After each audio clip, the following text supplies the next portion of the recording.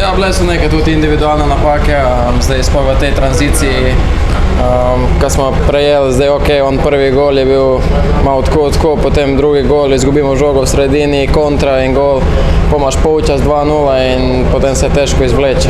Ampak ja, mi smo pokazali, mislim, da dober obraz danes, dali smo vse za ta grb, nažalost ni bilo dost, zdaj pa se dobro spočiti, pa imamo še 2 tekme. Pa dobro, sigurno mi bomo šli zdaj v to drugo tekmo. Prva je najbolj pomembno, da se dobro spočijemo, zdaj bo tudi analiza nas, analiza nasprotnika.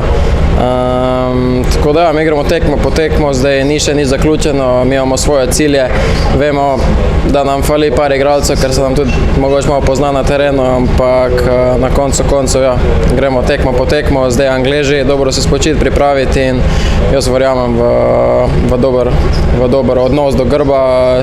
Zdaj, če bo rezultat na naši strani toliko boljše, mi bomo dali vse od sebe. Mislim, da smo vsi v zadnji liniji odigrali eno dobro tekmo. Vemo, kakšna reprezentanca je Nemčija, da imajo od spredi veliko kvalitete in te kaznujejo. Če jim pustiš malo prostora, te kaznujejo. To smo tudi opazili na lastni koži. Ampak nič, čez 3 dni je nova tekma, moramo pogledati, kaj smo delali narobe, se spočiti, regenerirati in v nedeljo z Angležem odigrati še eno boljšo partijo. Od spredi imajo Volte, Made, Gruda, igralci, ki grejo 100 na uro. In se je videl malo, da če ne igram še članskega nivoja in se je to malo opazilo, ampak jaz mislim, da se bom dobro regeneriral in da bom pripravljen za Angleže. Tako sem rekel pred tekmo proti reprezentanci, kot je Nemčija, moraš izkoristiti vse, kar ti ponudijo. Mi danes, nažalost, 3 lepe priložnosti v prvem polčasu nismo. Kvaliteto, kot imajo, so nas kaznovali z naših napak. Prvi gol neka prekinitev, ker je v bistvu si najbolj 50-50 z njimi, glede kvalitete. Prekinitve so samo odraz neke želje, nekega voljnega momenta in enostavno si ne smemo privoščiti, da bomo izgubljali tekme na prekinitvah.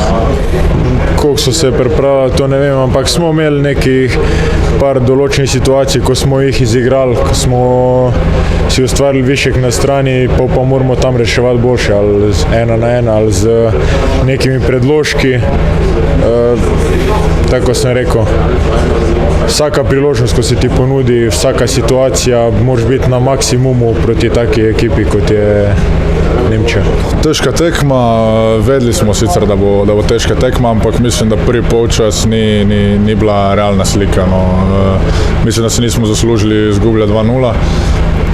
Oni so kaznovali te manjše 2 napake, kar smo jih mi naredili in mi pa nažalost nismo izkoristili tisto, kar smo imeli. Če bi tam zabili za 1:1, mislim, da bi bila tekma malo drugačna. Prvi v slačilnici rekel, da mi imamo še možnosti, jaz verjamem še zmeraj v to ekipo, ker mislim, kljub temu, da smo izgubili 3:0, smo pokazali dobro tekmo.